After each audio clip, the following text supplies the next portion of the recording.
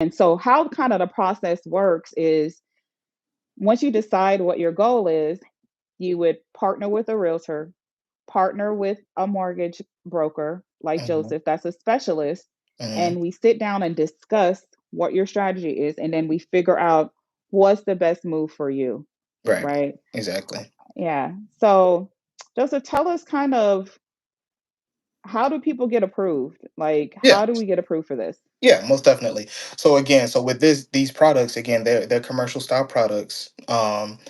They're for your business. Again, like you mentioned, they're never going to be on your personal credit, but these are approved a completely different way than a traditional mortgage that you would do as a primary residence, right?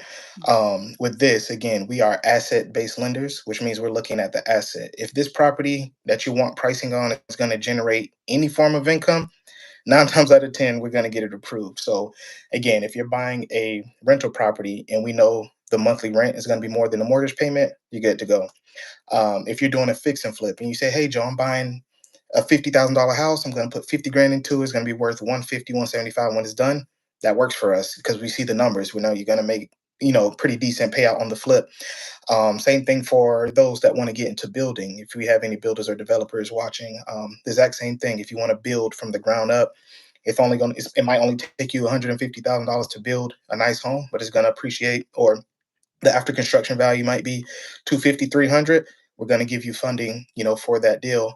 And same thing on commercials. And if you're buying a commercial property and we know the rental income is going to be more than the mortgage payment, that property is approved. Again, we're basing it all on the asset itself.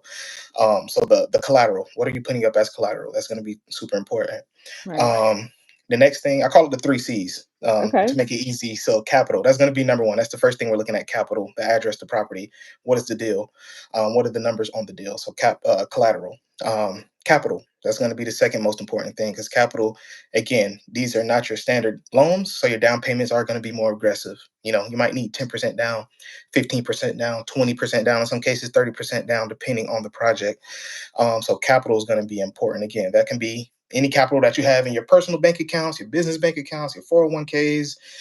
If you need to borrow it from a relative, your rich auntie, whatever. Again, we're not going to source it, or we don't care where it comes from, but we do need to document where that capital is coming from. So if I say, hey, we need 60 grand to close this deal, where's the 60 grand coming from, right? So capital is going to be super important.